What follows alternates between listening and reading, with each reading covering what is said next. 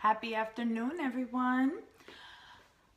Today is day 5, and I thought, well, instead of coming in here and writing out my post that pertains to our book, Food, Fitness, and Faith for Women, how many of you have gotten your books? How many of you are reading your books?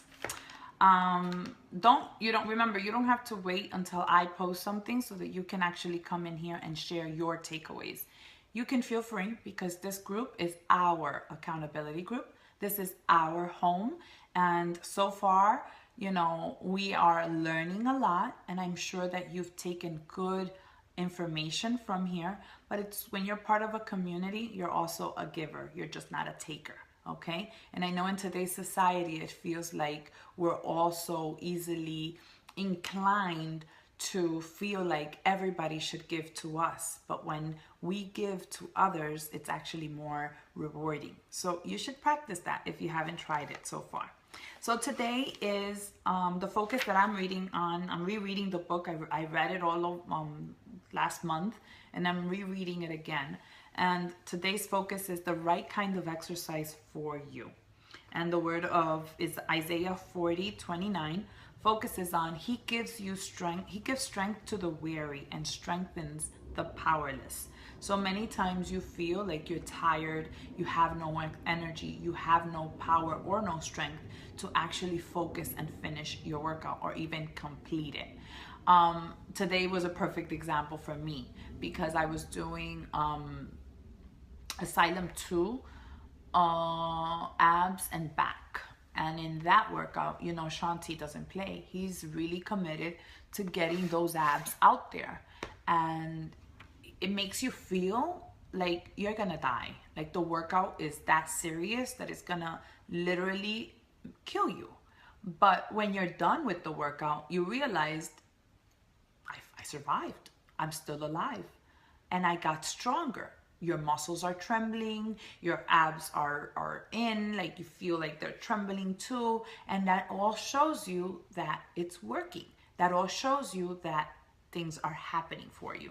So yes, you might say fitness is supposed to strengthen your life. And what does that have to do with your faith? And what does that have to do with your mind? But in reality, it shows, and studies have shown, that people who work out have a sharper mindset. People who work out are constantly more focused. They have more energy. They're able to sustain their stamina for longer periods of time, which shows you that successful people work out because it helps them with their consistency. It helps them become more resilient. It helps them not give up so easily. So I know that we have some marathon runners in this group, and I know that when you start off running, and I can identify it with my workouts, when I'm starting a rep, I'm thinking I cannot get to 8, I cannot get to 12, I cannot get to that minute. But if I focus on just doing and what I'm doing, I'm gonna get to it. And when I get there, then I'm ready for the next challenge. So you don't take it for the, whoa, what's gonna happen to me here? But you take it like little by little. And that's what happens in this journey. You start to learn how to strengthen your mind so that your body can follow. And then all the other areas in your life begin to follow suit as well. So if you are experiencing inconsistencies in your life, if you perhaps started to save in January and you are all of a sudden are no longer saving because you found it difficult or you just stopped saving, you're having issues with consistency. So it's time for you to be honest with yourself and say, I'm going to stick with it. And it's not going to happen overnight. It's something you have to work on every single day. And the good thing is that you're not alone. That God is telling you, you have the supplier of energy. He has limitless power that he's willing to give to you just as long as you show up. When you show up, he's going to show up and he's going to supply you with exactly what you need. But you got to show up. On page 57,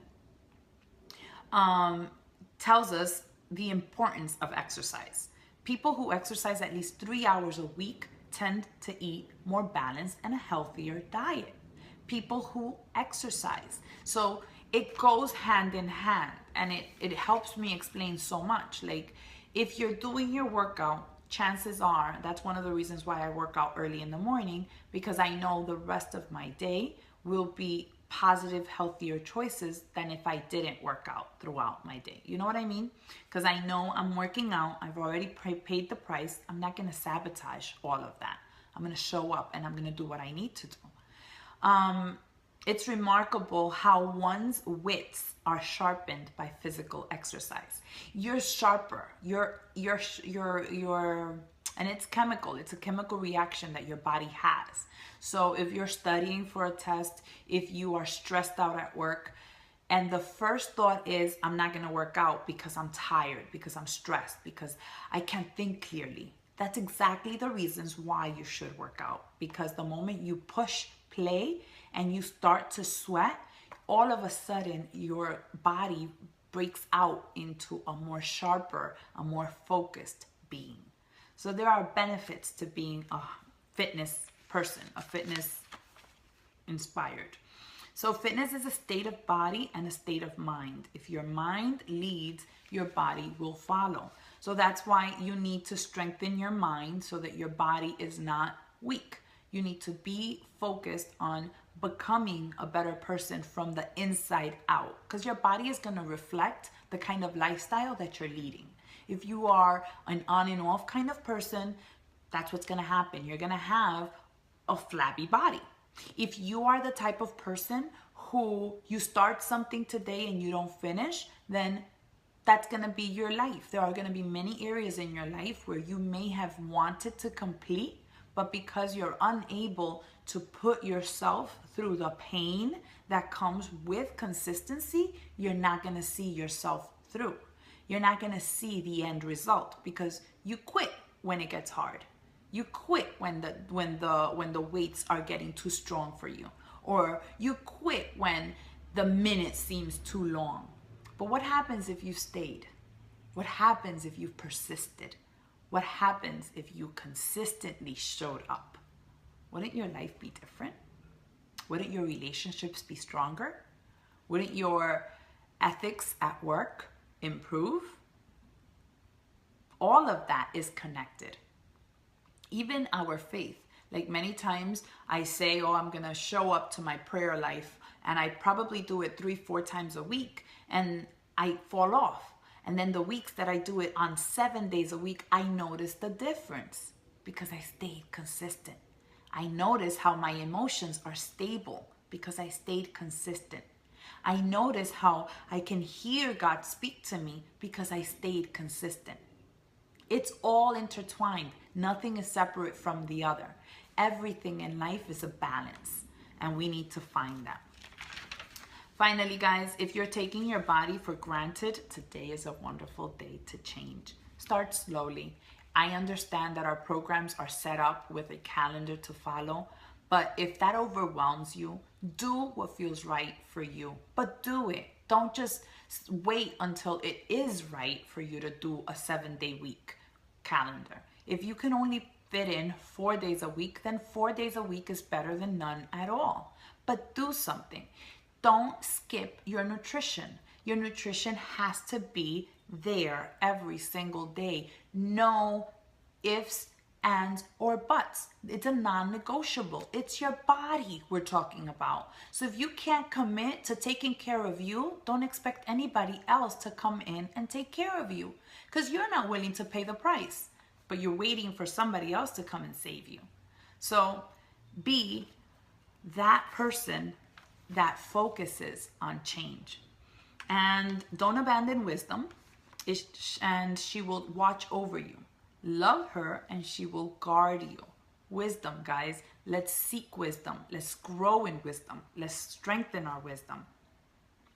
And I pray this, that your love will keep on growing in knowledge and every kind of discernment, so that you can determine what really matters and can be pure and blameless in the day of Christ. So try and focus on growing in knowledge, on what is it that you need to strengthen in your life. What are the areas that you've been inconsistent in that need consistent effort? Where are you slacking off that you need to actually own up and show up to? What do you need to do to change? Only you know that. I can't do it for you, but God can give you the wisdom and the discernment so that you can open your eyes and do what is right. And finally, guys, remember that God's instructions are clear. He rewards wise behavior and he punishes misbehavior. So there's a price we're going to take for our slacking. There's a price we're going to take for our avoidance of the truth. There's a price. Unfortunately, it's like you make a bad choice, you have to pay the price. That's a given. And there's nobody to blame. There's nobody to point fingers out. It's just the reality. It's the law of life. Hi, Rosa. A commitment to a sensible program is one of being wise, and it's also one way of pleasing God every day. And if you are truly on this journey because you want to strengthen not only your fitness, your body, your nutrition, but also your faith, you have to be willing to go the extra step. Do what feels hard. Do what feels like it's gonna kill you, but in the end, I promise you, you're gonna survive. You're gonna come out stronger than you were when you started. But you have to trust the process. All right? I want to know where you are, and I also want to know what you're taking away from this book, because it's a powerful one and I truly don't want us to take it for granted. I'm up to day 5. What day are you on, and what are your takeaways from the book? All right? Talk to you soon. Bye.